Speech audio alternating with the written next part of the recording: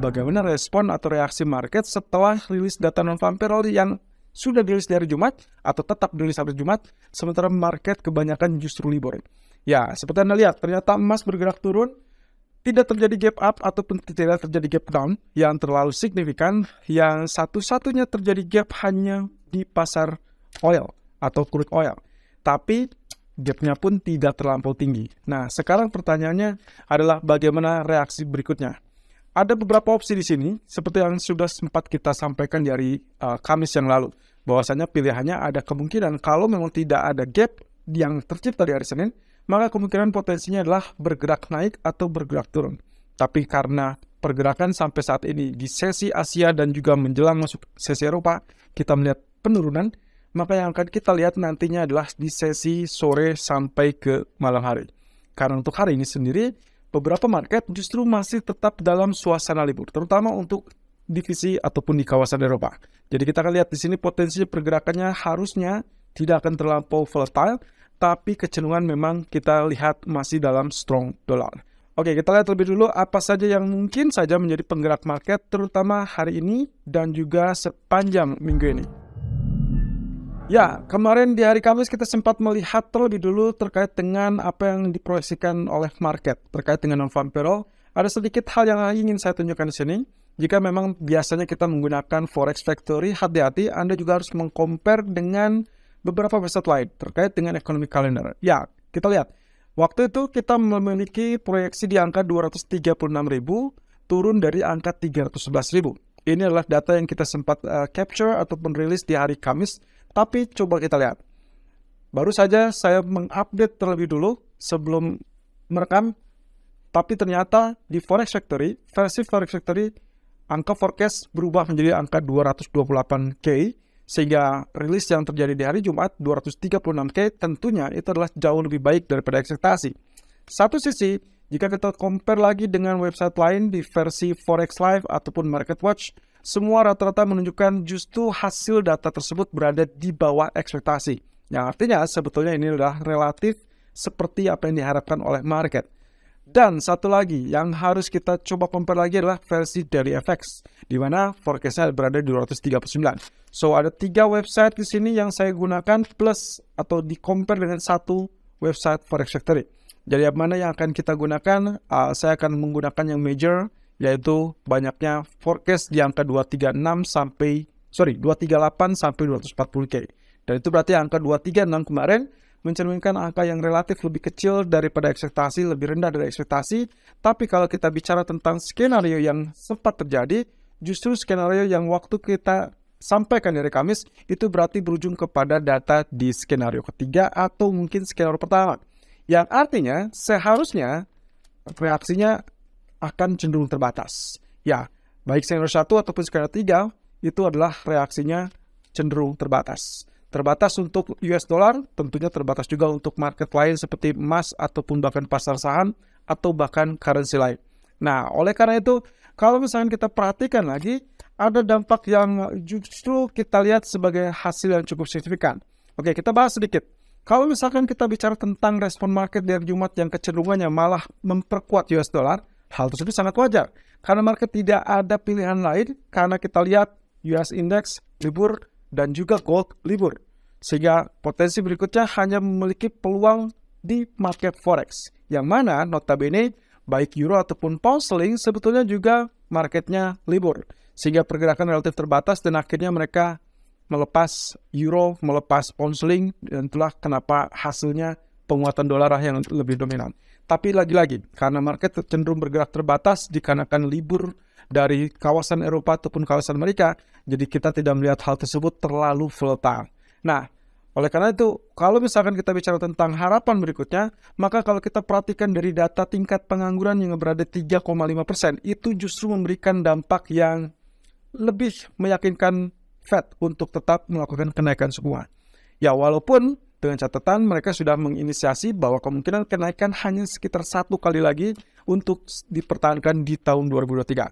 Nah, oleh karenanya, kalau kita bicara lagi tentang data non-farm payroll, Meskipun datanya 236K, oke, sedikit lebih rendah dan tidak terlampau ekstrim seperti apa yang juga kita sampaikan di hari Kamis bahwa data hanya memungkinkan di kisaran 220 sampai 240K, tidak mungkin untuk berada di bawah 200.000. Kenyataannya hal tersebut cukup dinilai positif juga.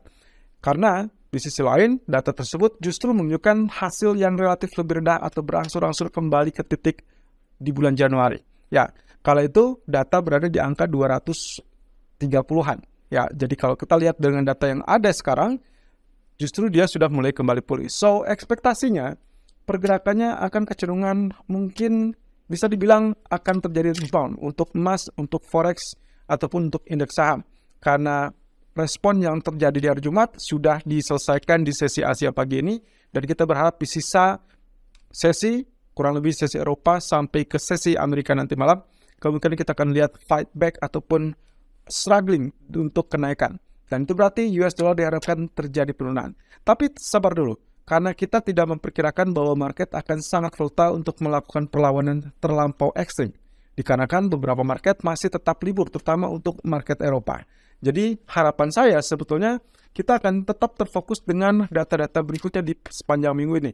Tapi yang jelas, data NFP tersebut justru mendorong harapan bahwa Fed akan menghabiskan sisa untuk kenaikan suku bunga di bulan Mei, dan itu diproyeksikan sekitar 25 basis point. Estimasinya, menurut market sebelum data NFP dirilis kemarin hanya berkisar 55% kesempatan untuk menaikkan 25 basis point. Tapi setelah data dirilis, ada kesempatan 71%. Well, kalau kita perhatikan di sini, kenaikan suku bunga title-nya itu akan memberatkan atau membebani semua market kecuali US dollar. Tapi kalau kita perhatikan dari dot plot yang juga sudah sempat disampaikan oleh FOMC meeting yang lalu, justru ini mengisyaratkan kesempatan tersebut berarti menandakan ada kesempatan untuk terakhir kalinya kenaikan tersebut di bulan Mei, lalu setelah itu tidak akan ada kenaikan lagi. Dan bahkan market mulai mengharapkan untuk pemangkasan suku bunga, walaupun Fed tidak memberikan isyarat tersebut. Dan itu yang akan kita lihat dari FOMC minutes. Kemungkinan rangkuman yang pernah kita lihat di FOMC kemarin, itu akan disampaikan ulang dan tidak akan ada penekanan tersebut. Oke, berarti kalau kita bicarakan untuk kalender minggu ini, maka yang harus kita perhatikan fokusnya adalah di hari Rabu akan ada rilis data CPI Amerika yang diproyeksikan akan mengalami penurunan. Ya, untuk basis tahunan atau year to year itu diproyeksikan untuk turun 5,2% dari 6%. Kemudian untuk basis bulanannya diperkirakan akan turun dari 0,4% menjadi 0,2%. Dan inflasi inti diharapkan juga turun 0,4%. So, ini adalah tren disinflasi diharapkan untuk kembali berjalan, sehingga nantinya ada harapan bahwa Fed mulai mempertimbangkan untuk menghentikan jalur kenaikan suku bunganya. Lalu yang kedua adalah dari Inggris sendiri, di hari Rabu, di hari yang sama, adalah pernyataan dari Gubernur BOE, Gubernur Bailey. Jadi kita akan coba mendengarkan, menyimak apa yang akan disampaikan oleh Gubernur Bailey, apakah ada pertanda yang khusus dispesifikkan tentang target kenaikan suku bunga. Apalagi inflasi di Inggris masih tetap berada yang paling tinggi di antara 3 kawasan, yaitu dibandingkan Amerika, dibandingkan Uni Eropa. Nah, lalu kemudian juga ada BOC rate statement dan juga ya interest rate ya, yang diperkirakan akan tetap atau tidak berubah. Jadi ini adalah kali kedua kita akan melihat potensinya setelah 2 minggu yang lalu kita mendapatkan RBA mempertahankan suku bunga. Berarti kalau BOC atau Bank of Canada juga mempertahankan suku bunga, ya kita harapkan nantinya Fed mungkin juga bisa mempertahankan suku bunga kalau di pertemuan bulan Mei. Tapi hal tersebut lagi-lagi kembali ke data inflasi. Kemudian di hari Kamis juga ada FOMC meeting minutes. Saya tidak akan terlalu memberatkan posisinya dengan FOMC meeting minutes karena diperkirakan tidak akan ada perubahan. Kecuali kalau kita dengarkan atau melihat data inflasi yang mungkin relatif lebih lunak, itu bisa ada harapan. Lalu kemudian yang tak kalah penting lagi adalah GDP dari Inggris yang juga akan dirilis dari Kamis. Kemudian di hari Jumat adalah retail sales dari Amerika dan juga consumer sentiment Michigan. Jadi kita akan lihat rangkaian hal tersebut di minggu ini. Volatility diharapkan mulai berjalan sejak hari Selasa sampai ke penghujung hari Jumat. Tapi untuk hari ini, kita hanya berharap sisa-sisa reaksi dari non-farm payroll tersebut mulai terkikis dan juga mulai pudar setidaknya mungkin di malam hari. Nah, oleh karenanya, ini adalah rangkuman apa yang harus difokuskan untuk minggu ini. Dari masalah atau sektor perbankan, kabar terbaru di hari Jumat kemarin, First Republic melakukan suspensi untuk pembayaran dividen saham Preferred. Apakah ini merupakan tindakan yang menunjukkan keputusasaan dari bank tersebut? Padahal kita tahu First Republic memberikan ataupun menerima ya suntikan dana dari beberapa bank besar lainnya untuk menjalankan operasionalnya. Hal tersebut juga terdeteksi setelah permasalahan dari SVB yang dinyatakan bangkrut, dan First Republic adalah satu atau bahkan satu-satunya bank yang langsung diinjek begitu saja. Nah, Citigroup mengkhawatirkan bahwa pemangkasan tersebut justru bisa memicu kembali kekhawatiran dari krisis perbankan. Dan tentunya ini akan memancing kembali mungkin saja pada ujung-ujungnya bisa saja terjadi bailout oleh pemerintah. Hal negatif? Mungkin saja. Dan itu berarti akan menggerakkan sentimen market cenderung relatif kembali ke safe haven. So, hati-hati. Kemungkinan ini lalu kemudian didukung dengan data CPI Amerika mungkin saja akan menjadi hal yang cukup positif untuk emas. Tentunya harus disandingkan dengan data yang akan dirilis hari Rabu. Tapi hati-hati, banking sektor tersebut itu adalah akan mewarnai semua sentimen market sepanjang minggu ini, jadi kita harus tetap waspada walaupun ini sudah diumumkan minggu lalu atau di hari Jumat. Kemudian, inflasi sendiri untuk hari Rabu sebetulnya akan menjadi acuan utama penentuan kebijakan moneter Fed. Jadi, kalaupun dia melemah, itu adalah hal yang cukup positif, walaupun sudah dipastikan bahwa Fed masih akan tetap menaikkan suku bunga setidaknya 1 kali lagi untuk 2023. Nah, kemudian data inflasi China juga akan dirilis di hari Selasa. Jadi sebelum hari Rabu inflasi Amerika, ternyata China akan mendahuluinya. Ya, dengan rilis hari Selasa dengan data CPI China diperkirakan akan melalui penguatan sebagai dampak pemulihan ekonomi. Apakah ini akan menjadi positif untuk komoditi? Ya, salah satunya adalah crude oil, karena dengan aktivitas yang pulih dari China, berarti ada harapan untuk tingkat permintaan terhadap minyak dunia itu akan kembali pulih. Dan saya rasa bisa saja untuk tembus level $82 untuk minggu ini. Tapi bukan untuk hari ini. Nah, lalu kemudian fokus berikutnya akan tertuju pada GDP Inggris yang akan dirilis hari Kamis. Data diperkirakan akan mengalami kenaikan 0,1% dibandingkan kenaikan sebelumnya 0,3%. Itu berarti ada penurunan sebetulnya secara angka. Tapi setidaknya ini dikaitkan dengan pertumbuhan dan juga potensi yang bisa dibilang cukup positif karena Inggris akhirnya bisa keluar atau bahkan terhindar dari ancaman resesi.